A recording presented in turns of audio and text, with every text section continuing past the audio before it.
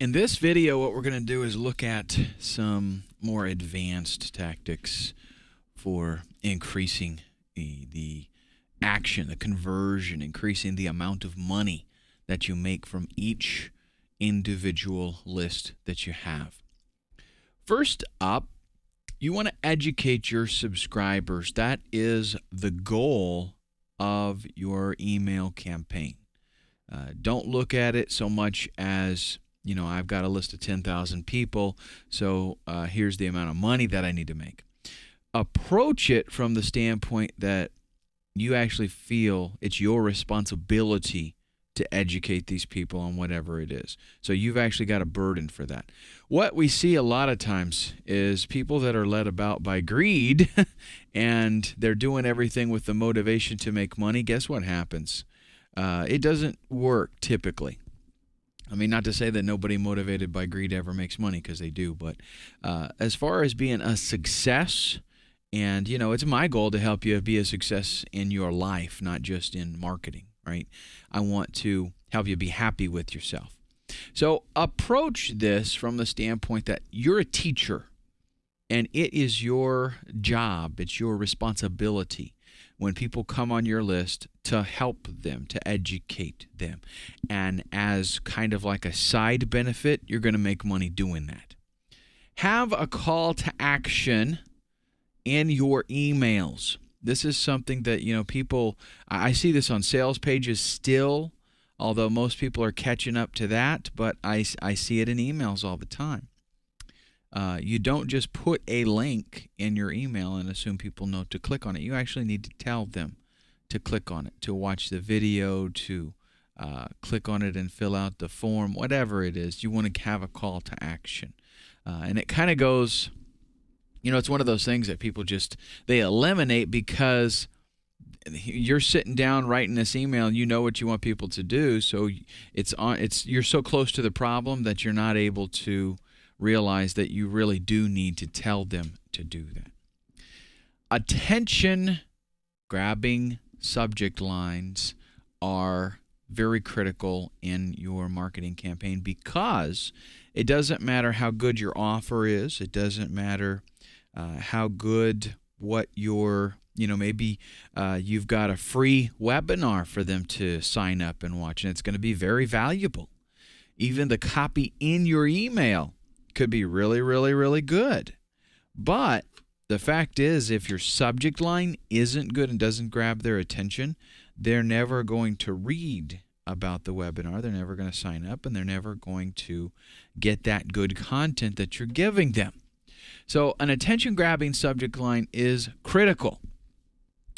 You have to be careful with the things that you put in the subject line, because there's kind of like there's a very fine line in attention grabbing and spammy, which if it's spammy, then they'll never see it.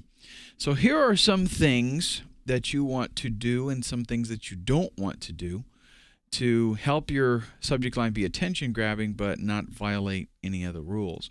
One is, don't use the person's name in the subject line. I know, we all see this, and there are people that still teach that you need to do this. But listen what I am finding here. First, let me tell you the premise of why they do this. Because spammers generally go out and they just harvest email addresses.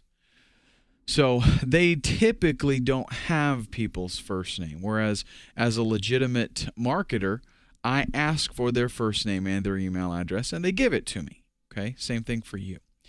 So as a distinction, some marketers, actually a lot, started using their first name. Our autoresponder allows us to pop in a first name from what the people filled out. Allows us to pop that in kind of like a little placeholder thing. So my email might say, "Hi, John, check this out," whatever. Well, the thing is that the spammers really couldn't do that. So a lot of marketers started utilizing that tactic. The thing is, how often, if you're writing an email to a friend, how often do you put their first name in the subject line? Probably never. More than likely never. So the thing is that while that did work for a little while, because people were like, hey, they saw, my name is there, and that was kind of new. Well, it's gotten old, and people pick up on it way too quickly. So it's just, I generally don't like using somebody's name, even in the emails, unless it is with the normal flow of the conversation. Because what you want to focus on is that your email seems very personal, and it seems very much one-on-one. So it's okay to use the name in the email with the placeholder there, right? I do that myself. But you don't want to use it just for the sake of using it. You want to use it when it seems appropriate. Target the audience, meaning figure out exactly what it is that they're looking for. What have they opted into your list for? And deliver exactly that to them. So if you've got a list of internet marketers, and let's just say that you're in the internet marketing list. If you are going to promote maybe a product for free traffic generation, or a product on pay-per-click or social networking, something like that, you want to cater that specific, get in mind who it is that you're trying to reach and specifically give that to them. If your audience is, let's say that it's some kind of weight loss thing, okay, or fitness, something like that. You want to address them. When I say targeting the audience, you want to actually address them, pull them out of the crowd, so to speak, even though it's going to fit your whole list. In other words, if you're wanting to target internet marketing newbies, then you actually state that. You need to target them for internet marketing newbies, for advanced internet marketers. Here's a tactic for advanced internet marketers. Because you'll have all types on your list, right? Let's say that you're dealing with a health and fitness kind of niche, and there's a product that has come out that would be beneficial to stay-at-home moms. You want to actually mention that. So you want to, because what's going to happen is actually, I'm going to be showing you how to segregate your lists and make smaller lists of individual, circumstances. Like the list, you might have a general health and fitness list. But then what you'll have underneath that is you might have you might have another list that is specifically for men. Okay, you might have another list that is for young mothers, another list for teens, whatever. But you're going to break it down so that you can send out general messages to the whole, everybody that would be interested in whatever the product is, but you also have the ability to send out specifically to stay-at-home moms that are interested in fitness. Okay? Use power words like new, exclusive, fast, unlimited, things that carry a weight with them, things that attract people and that have some emotion involved in them. You're going to use those in your subject line. Notice also that I did not capitalize any of those words. Don't capitalize the first letter of each word.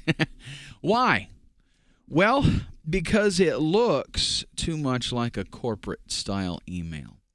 It looks too much like an email that they'd get from some online business or something. And we're again wanting to affect the form of a very personal letter. Every one of your autoresponder messages should seem like, one rule of thumb that I go by is I write my emails with the expectation that people are going to read them and feel like I just sat down and wrote that to them and they'll actually reply. So if I have a series, an autoresponder series, and I don't get replies back, then I go back and rework it because I'm missing something if that's the case. I'm happy when I start to get replies from people that say, hey, thanks for telling me about this or whatever. So that's one of the things that makes it less personal if you capitalize all of the the first letter of each word. It just looks a little too corporate. Don't use crazy characters and excessive punctuation. I will show you an example of this in a minute, but people try to write, like, make things look funny with using punctuation and symbols and try to grab attention. And they really don't. People detect that as spam. They don't even read it. And the spam, the engines that weed out email and detect spam, a lot of times they pick that up and the person never even sees it anyway. Avoid using the word you in the subject line. Here again, because we don't usually write the word you in a subject line, the spam detection software is kind of picking up on that. And so this is a way that we can, help to avoid our message getting pulled out, right? And that's what we want to do. Every opportunity, every little thing that we can do to increase deliverability is going to help with conversions. If I have a list of 10,000 people and 5,000 of them never get the messages that I send out because they get, pulled by spam engines, then that's going to affect, of course, my conversions. I can say I sent out 10,000 emails and I had 100 sales, but really I actually got 5,000 of them actually sent out. So we want to try to increase deliverability as much as possible. Now here's some bad subject line examples. This is what I'm talking about with funny characters and excessive punctuation. It's just annoying. People just look at it and they don't pay much attention to it. Avoid excessive claims also. John, you can make $40,000 this weekend. Here again, use the name and capitalized all the first letter of each one of these, and I made an excessive claim. That seems pretty unbelievable. And in fact, when John sees this, he's going to think, okay, this is some kind of, Publishers Clearinghouse type of thing. Because just the way that it looks, the formatted and the claim that it makes. Here's some better subject lines, and some of these are very simple, but you'll find that a lot of times that is the case. More effective subject lines happen to be more simple. Only 3 spots left. Piques curiosity. It seems a little more personal because it's mentioning part of what's going on, and definitely when they see this, they're gonna say, 3 spots left for what, and they're gonna go ahead and read it. I used this and it worked. That's another real simple one. These subject lines, really, folks, what you want to do is, number 1, seem personal. Number 2, tell them that there is, if you can relate to them very quickly, the message that the content of this email is important and is going to help you, then that's what's going to get their attention and cause them to actually read it. A friend of mine lost 15 pounds with this. That's, again, if you're in the weight loss diet, something like that, somebody's going to read this subject line, and it's going to take them, 2 seconds to read it, and they're going to go, okay, I want to read this email. Here's some more subject line tips. One of my favorites, keep it simple, stupid. When you create your subject line, the last examples that I gave you kind of illustrates that. You want to basically just tell them the content of this email is going to help you out. You have to definitely follow through with that, okay? When you say a friend of mine lost 15 pounds with this, your email needs to be about that, because if it's not going to take too many of those emails, and they're going to just totally ignore you altogether. But short and sweet, cut to the chase, and let them know this email is genuinely going to help you. WIIFM. Bear in mind that everybody in the world is listening to this radio station. What's in it for me? So as you sit down and write your subject line, that's one of the things that you bear in mind is you have to relate to your reader that this email is going to solve a problem for them. It's going to help them. It's not all about buy my stuff. It's about, hey, look, here's something I can do for you. Your personality sells, not your autoresponder.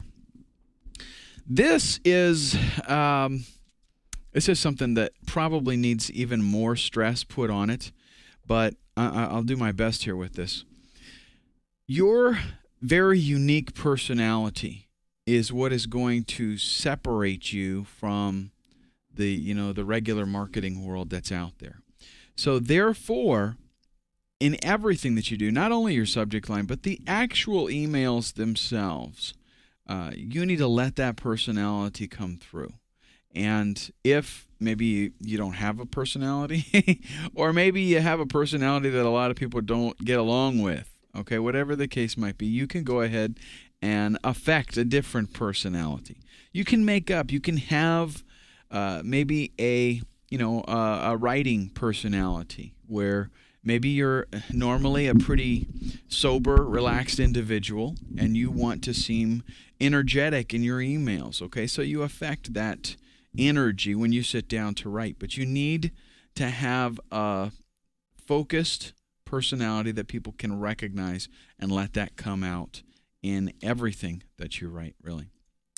Read the newspaper. This is a good place to go to get ideas for headlines, because newspapers, I might add a lot of the magazines that you go to the store and they have at the checkout, same kind of thing there.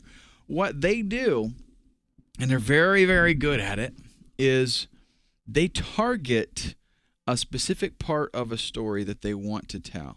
And a lot of times I know they target a part of it that's maybe not quite 100% accurate, okay, but it tells a story in and of itself, a part of a story at least, or maybe a certain a viewpoint of the story in a very short space. And that's essentially what the subject line needs to do. So if you read the newspaper, check out the headlines, and you can get great ideas for attention-grabbing headlines that do fulfill all of the needs here, that show what's in it for me, and that are very simple, short, and sweet, and that will allow your personality to come out. Always test your subject lines. This is definitely, I'm not going to say it's the most important thing, but it's definitely one of the top 5 of successful email marketing campaigns. You need to make sure that you, at every phase, you're making tests. So one nice thing about Aweber is that it allows you to do split testing. So you can take and let's say you got a list of 20,000 people. Okay, you can send out a message to 1,000 people, and then send out another version with just the subject line different. Send that out to another 1,000 people, and then you wait for the results. So maybe the next day you check it out and you see which one has a higher open rate. And there you go. Now you take the one that's better, and you can either test again if you want and send to another 1,000 people. Come up with a third subject line, send to another 1,000, and take whichever one is best, or go ahead and just take the one that performed the best, send it to the remainder of your list. Very, very powerful and effective way to increase conversions. People do look at the from field. In fact, there was a study that showed that most people, in deciding if they're going to open the email, the first thing they look at is the from field. Also, if whatever you do use in the from field, because you could use your name, you could use your company name or your website name or your newsletter name if you wanted to. Whatever you put there, bear in mind that that's showing up already, so you don't need to repeat it in the subject line, right? So if your list is, if you have a newsletter called Losing Weight Fast, then you don't put in the subject line Losing Weight Fast newsletter because they're just going to see it twice. Take advantage of those characters and come up with something a little bit more persuasive. Specialty lists. Let's talk about that for a little bit. These are lists that can be used for very special, unique purposes and allow you to build a list oftentimes very quickly. An announcement list. This would be, like, let's say that you're in the Forex niche, okay? So you have you set up and create an announcement list for advice or something. You could do if you had some kind of stocks kind of list, also some kind of internet marketing list where new traffic strategies that come out, you'll announce that. If you could create a list for new products if you want people to know when you release a new product, that kind of thing. And this is a very specialty list that you're not going to just send them emails all the time. They're only going to get it when whatever you said you would tell them about occurs. So you release a new product, or there's some kind of trend in the Forex market, and you shoot out an email and it goes to them. An additional information list.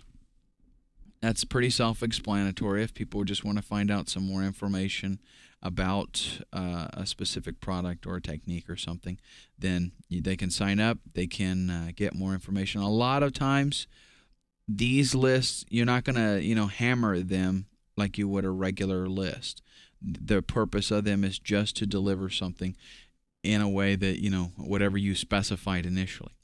A registration list. This is a good idea for getting people to participate and be a little more interactive. Let's say that you have sold an ebook, and the ebook gets distributed with a temporary password. You actually can configure ebooks so that they're time sensitive. They can use and read it for a week or whatever, and then they need a different password. So what you can do is have that temporary password in there, and then take them to a thank you page and let them know that in order to get the unlimited password, they need to register the product with you. So that's a real good way. That kind of thing, though, for registration, potential JV list. One thing that you will find as you start becoming more and more successful in internet marketing is people do start contacting you for, JV partnerships where they want to work with you on maybe cross-promoting or promoting a new product or something. And what you can do is on your website have, maybe an affiliates page or something, and right on there too you can have a form and let them know this is for potential JV partners. If you're interested in a joint venture with us, please fill out this form, and you can say, we don't have any openings right now, but from time to time we do experiment and explore other opportunities. So, something like that, just to start building a list. That way, when you do need it, you can let them know, we don't have anything right now, but we may in the future. And that way, when you do need it, lo and behold, you check out your potential JV list there, and you've got, 50 JV partners, people who have said they would be interested in doing something with you. And then, that's at least you don't have to start from zero, right? All right, your content. Let's talk about that for a little bit. Your content, the stuff that you send out, bear in mind that this is making you, this is representing you. It's building your business. With that in mind, only promote stuff that actually works. Because guess what? If you promote junk, people are going to perceive you as a promoter of junk, and more than likely you don't want that. So this is kind of a difficult call because I know a lot of people, they go out there, the goal is they just want to make money. And unfortunately, if that's what you're trying to do, more than likely it's not going to be so much a success for you. You have to have a goal of building a business, not just making money so you can get a nicer car.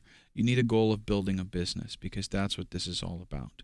So that being the case, when you do promote something else, you want to make sure that it's not junk. You want to make sure that it is helpful, that it works, that it is beneficial to your subscribers. Because when you promote stuff that does work, when you promote stuff that genuinely does help them, then they have like a bond with you. When you promote something that is junk and they try it out based on your recommendation, what do you think that does to your image?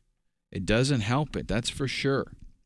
And that's why a lot of people out there are, real careful about what they promote. They don't just promote anything because they know that it's damaging to their reputation if it's junk. Here is something that you can consider doing. I'm not going to make it a requirement, but I am going to make it a heavy suggestion. Write a full year's worth of emails for like if you have let's say that you have a Excel list, how to use Microsoft Excel, something like that. You have an Excel product that you're selling. What you would want to do, and if you offer to maybe as your ethical bribe to get them on the list, you tell them that you send out monthly Excel tips or weekly Excel tips or whatever it is. Actually compile, get a whole year's worth of those things already in the autoresponder setup. I know it sounds like it's going to be a lot of work, but listen, it's going to take you a few days to do it, and you're going to be set for a year. So that's going to allow you to focus on other aspects of your business. It's going to relieve you immensely. You would not, you can't even imagine how much so, because you will have that working for you for the next year without having to worry about it. And again, we want to let the personality come through there. So it's not the autoresponder that is doing the selling. It's what you put. It's the content. It's the personality that you put in there. And if you have a whole year's worth, it's just going to be such a big help to you. So you might not necessarily do it for all of your lists, but try to do it at least for one. And I think once you do that, you'll be like, that was a big help to me. So I'm going to sit down and do it for the other ones. Use an unadvertised bonus on your confirmation page. This is a killer over the top, secret. How many people go out and set up an autoresponder and they don't even think of the power of the confirmation page? And what do? They use the one that's supplied by the autoresponder company, like AWeber. Just a default generic page that says, hey, thanks for signing up. Check your email. What a waste. That individual just opted in they just overcame a huge hurdle. That is the time when you want to hit them up with something else. So go to the trouble of creating your own confirmation page, put it on your server, and give them an unadvertised bonus, something that they didn't expect. You didn't say anything about it, but it's a freebie that's just going to be, beneficial to them. You are building at that point, you're building a very strong trust relationship. They're going to be like, hey, he is just awesome giving me all this stuff. And the next time you send out something for them to buy, they're going to be 100 times more likely to do it. Give your subscribers something that they can give away to somebody else. Why? Because every one of your subscribers will then become essentially an affiliate of, it might even be a free affiliate, like they just work for you. They're your salesperson. In your ebook, maybe you give them an ebook and then you tell them, feel free to distribute this to your friends, because in your ebook, you have links. You have links back to your site. You have links back to products that you're selling and that you're promoting. So you're just giving it to them and tell them, feel free to, give this to friends. Bribe plus traffic equals opt-in. This is an equation that it just doesn't fail. You need to have an ethical bribe. Nowadays, just about everybody has learned you have to give away something in order to get people to opt in. Used to be in the old days, you could get away with it as long as you had an opt-in form. People would come there and they would actually opt in. But now people are getting so much junk mail. Pretty much everybody knows I got to have something to give them in order to get them to opt in. What's going to separate you from the yahoos out there, the small timers, is having a good quality bribe. Something that, they can't just, like, for example, how many times do you opt in to something and what you get is like a 3-page ebook that looks like a kindergartner wrote it, or somebody from overseas and you can't hardly read everything, or it's a 3-page ebook that has 8 pictures in it and 20-point text, so the text is humongous, and it says the same thing like 3 times. Okay, so when you have a bribe like that, when you have an ethical bribe, they judge you based on that first impression. They judge you based on what they get from you. Okay, so he's stingy, he's skimpy, the content isn't really even that good, it didn't teach me much. So they unconsciously associate you with that and the future products that you try to promote and sell to them. So what that means is your product, your free product that you're giving away, needs to be exactly that, a product. It needs to be something that you could sell online because it's that good. It gives them that much information, and the quality of it is very good. What I highly recommend, and anymore now, I don't even think I have any, let me think real quick. I don't think I have any free app. There's one free offer that I have that is still an ebook. All the rest are little video mini courses because that is, that's what works. You just get yourself a copy of Camtasia, PowerPoint, do a presentation just like what I'm talking about here, but you give them maybe a 10-minute, 5 or 10-minute lesson, and if you do a series of those, tell them that they're going to sign up for a 5-day video mini course on, perfecting your racquetball swing, whatever. And the content of it, again, needs to be of the quality that you could sell it. It needs to be that good. So what they do is, in their mind, here's the way it works. If his quality is this good on the stuff that he gives away, I can only imagine about the stuff that I actually have to purchase. So when the time comes and you do send them the opportunity to buy something from you, they're going to jump on it because they're going to be like, his free stuff is so good. I can, I can only imagine what this is going to be like. So the equation, though, is bribe plus traffic equals opt-in. Here's the way that it works. Without either one of those two, you're not going to get the opt-in. So without the ethical bribe or without the traffic, it's not going to happen. They go hand in hand, and so don't try it. If you don't have a bribe, don't bother sending traffic. And if you do have the bribe, if you do have a good product, then you better be sending traffic because it ain't just going to happen. The old adage, if you build it, they'll come. That does not work online, not at all. Just because it's there, I can't tell you how many pages there are on the internet that nobody ever sends traffic to and nobody ever visits. Okay. Location. What about our opt-in? Where should it go? Well, definitely you want it above the fold, and that would work for a squeeze page and a sales page. Squeeze page, the reason I mention that is because most of the time people are doing smaller squeeze pages now, which is my preference. It's just like one screen. But they can be a little bit on the tall side. You don't obviously want to put it down below where they have to scroll in order to see it. You want to have it right there where they see it and notice it immediately.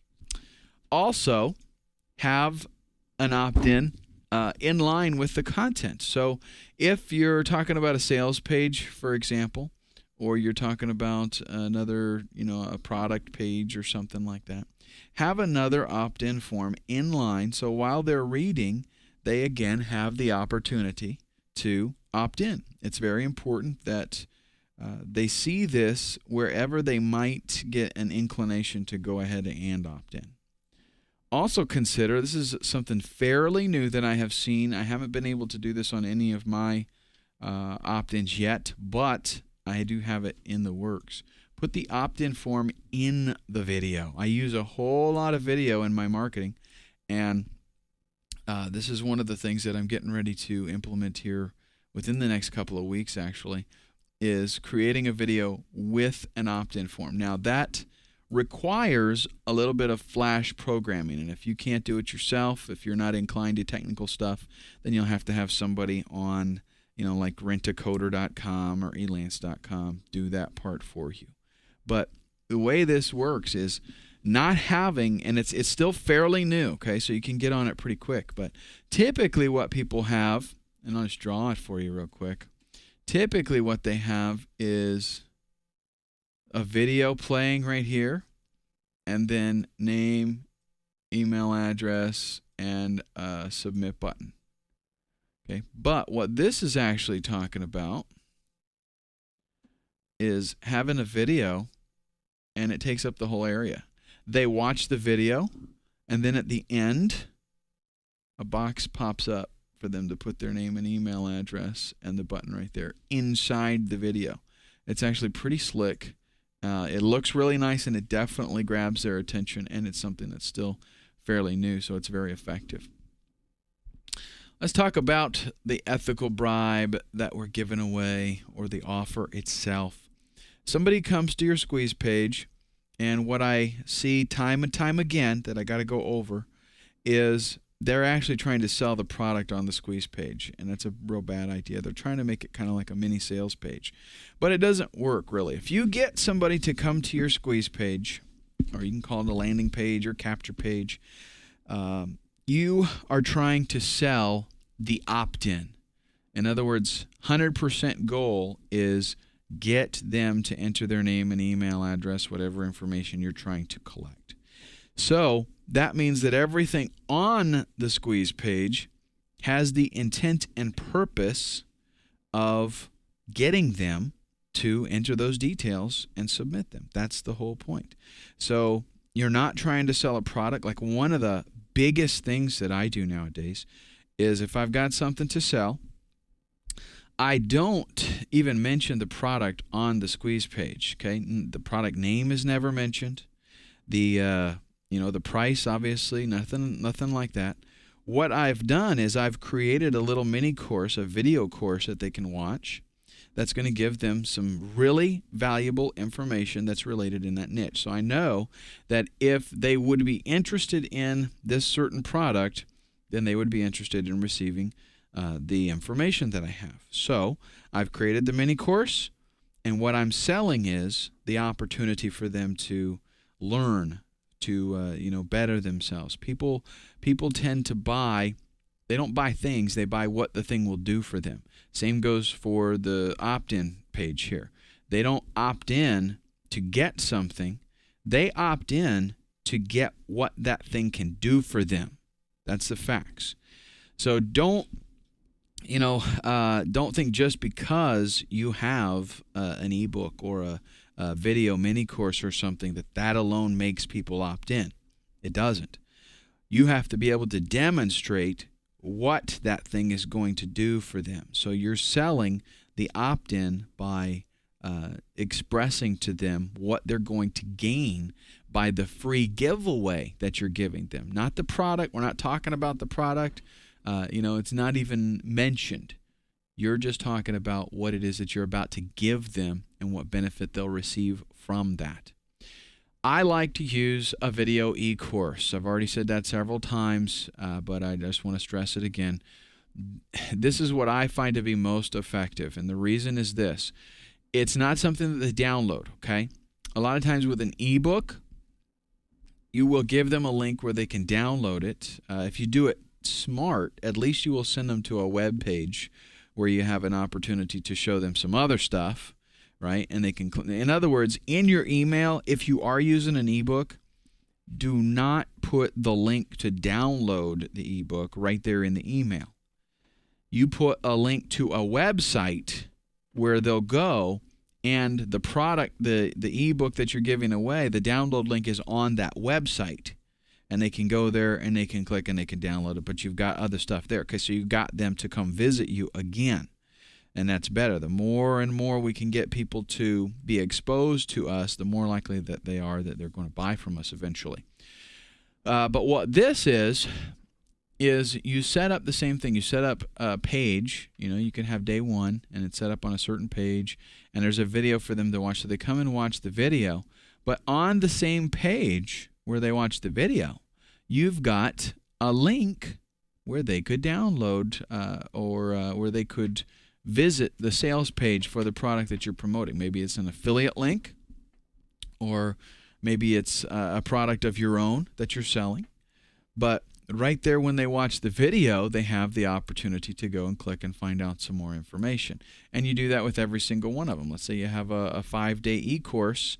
So the first email that they get about it, they got the link, they go to the website, they watch the video. There's a link there where they can find out some more information if they want to. And the second day, they get an email that says, hey, here's day 2, whatever. And they go to that page, and then they can watch day 2's video. And, of course, there's the link again. Every day, it's they're getting exposed to the same kind of thing. But the videos, they're more engaging. People are much more likely to watch a 5 or 10-minute video than they are to read a couple of chapters in an ebook.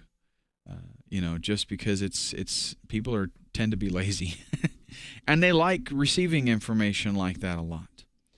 So especially if you can present it in a good quality and valuable information, they really like that. Let them know that they are going to expect future emails. So in your first email, generally when people opt in, you want to make sure that you're telling them you're going to get on my newsletter or whatever, and you're going to receive valuable information, blah, blah, blah. But definitely in the first email, you want to let them know, too, to expect future emails. A nice thing that you can do, a way that you can do that, is by helping them to know how to add you as a safe sender. Here's what a safe sender is. With everybody's spam systems and ISPs monitoring and trying to strip out spam and eliminate it and all this kind of stuff, they've developed what's called a safe sender. And if somebody has like an antivirus program or anti-spyware or something like that, and it's built into their their email client, or even if they're online using like Gmail and Yahoo and Hotmail and stuff like that, there is generally a way that you can specify that a certain email address is safe, and that no matter what they send, you want to see that email. So even if, in other words, if there are certain criteria that the email client or the anti-spam software is looking for, and I send an email to you and it has that criteria, maybe I did everything wrong, and I would normally throw up a flag. Well, because my email address is in your safe sender list, it's not even going to pay attention to any of that. It's just going to go ahead and deliver the email. So if you can show them how to do that for a variety of email clients and programs and stuff, have little tutorials or a little step-by-step guide, and let them know that they definitely want to add that in there because you're going to be sending them valuable information and they don't want to miss it, that kind of thing. Provide ongoing, valuable content. So with our bribe, our ethical bribe, we are going to give them some stuff that, is, of course, of value. But at the end of that 5-day mini course, we're not going to just stop there. Okay, we're going to continue to give the people on our list valuable information. They might not be ready. When they get to the end of that 5-day e-course, they might not be ready to buy for a lot of different reasons. Some people just, they move slowly. They don't act very quickly.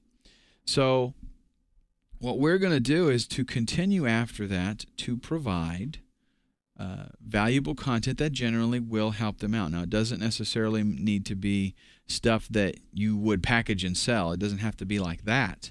The e-course should be. Like the e-course should be good enough that you could sell it on its own. Okay, but this is just going to be helpful information to help them along the way, give them more, of a better view of you, because you're constantly just building your relationship. That's all that this email stuff is all about, is you building your relationship with them so that they trust you more and trust your advice. Here, I want to talk about the actual content of the emails. 300 words maximum length. And you might creep over that just a little bit if you have. I'm not saying if you finish an email that's 305 words, you have to cut the last 5 words off. Don't take it to that extent. But you want to stick to right around 300 words. Don't make it too long. And I'm not saying you have to do 300 words by no means. Some of the most successful emails are very short, maybe you did a video. As a matter of fact, I've got a good marketing buddy that what he typically does when he wants to promote something is he shoots a nice video and talks, to the people about the product and why he's promoting it. And in his actual email, it may be 15, 20 words that goes out. And then it gives them a link to where they can watch the video and they can find out some more information. He gets a really good response from that kind of thing. So it doesn't have to be long, but definitely you don't want it more than 300 words. 80% of your emails should be 100% content. That means out of 10 emails, 8 of them are completely helpful, valuable content that you are basically giving away. No charge, no obligation. You're not even trying to sell something. They're just completely informative and helpful. If, some marketers make the mistake of the only time people hear from them is when they're selling something. And it doesn't work. Response rates go way down. You need to build up a type of anticipation where these people actually are like, I can hardly wait to get another email from, John Marketer, because he's always helping me out. And it's good stuff. And so the next time your email shows up in their inbox, just because it's from you, they're going to read it. Doesn't even matter what the subject line is. Doesn't matter, how frequently you do it. If it's from you, I'm going to read it.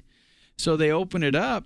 And, if you reverse that and 80% of the times you emailed, you tried to sell them something, and then 20% you gave them free content, what's going to happen? Like pretty soon, they're not even going to read your free content because they have this feeling that if you're sending them an email, it must be about you trying to sell something. So they tend to ignore it. You don't have an opportunity to build that relationship with them. But if 80% of the stuff that you send out is free, helpful, informative content that they value, then they're going to read it. And then you will, of course, get them with the 20% that you send out that's, hey, I need you to buy some stuff from me so I can stay in business. That kind of thing. 100% personality. Make sure that you shine forth in all your splendid glory. Be yourself, folks. That's what it's all about, because that's what sells. People act on emotion. Don't forget this. So in your emails, what you want to do is try to provoke emotion if you can, because I did a training on left and right brain kind of things. It was actually on decision making, but one of the things that I discovered in doing research for that project was that your right brain, which makes emotional kind of actions, it reacts emotionally. Your left brain is logical, right? Well, your right brain actually starts to work on a problem 0.4 of a second before your left brain. So it gets kind of a jump. So that's why a lot of times when we see something come up, we make a quick decision and then we stop and think about it for a minute.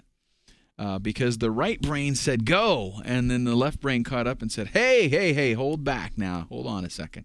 But if we can, we want to try to get people to affect their emotions, and then they'll be using that right brain to make those decisions, which a lot of times is kind of trigger happy. So that works out very nice for us. Here's your goals, and this is going to be the last slide, and I'm going to close with some words of advice here on what you're looking for, what you're trying to get. Opt-ins on your squeeze page should be at least 30%. So if you're below 30%, then you need to do something about your offer. What we're talking about here is out of 100 people visiting your squeeze page, okay, or any page that has your opt-in form on it, out of 100 people, you need a minimum of 30 that actually opt in. So there again, if your numbers are below that, and really 50 and 60% is not unheard of. But if your numbers are below 30%, you need to tweak your offer and make it, it needs to be better. So you need to change something on the squeeze page to increase that, get it up. Open rates on your emails should be at least 60%. And I know that's going to sound like a shocker, but listen, if you're doing this right, if you are providing the kind of information that you should be, and you're doing your marketing homework, then that's the kind of open rate that you should get. Fact is, we will have deliverability issues pop up. We will catch people that are on vacation and they're not there to get their emails. But what I like to see is when I send out an email, 60% open rate. Now, doesn't necessarily mean that 60% are going to do what I wanted them to do, but at least 60% need to open it up and, read the email. As far as actual action, email responses should be at least 25%. Now, that means I need to quantify the numbers here. That does not mean if I send out 100 emails that 25% of the people do what I want them to do, because we have the the open rate that we have to take into consideration. So what that means is, let's say, and I'm going to use fairly round numbers just to make it simple to do the math, because I don't like doing math in my head. If I've got 100 emails that go out and I've got a 50% open rate, okay, that's half. It's a little bit short of what I would like. That means 50 people did open the email. Of those 50 people, 25% of them should click on it. Okay, so a quarter of them, about 12 people should click and act. If you get above that, that is fantastic. But what you'll find is you should keep track of all of the emails that you send out and keep track of the statistics. So what you do is, in your swipe file, you can create a swipe file specifically for your stuff. So you send out an email and you send it out to your list. Maybe you got 5,000 people on your list, and you get a 65% open rate. Okay, fantastic. And then you get, out of those that opened it, you get a 40% response. People click on the link and do what it is that you wanted them to do, which is, click on the link. That doesn't mean your sales are that high, right? It just means that people actually did click on it.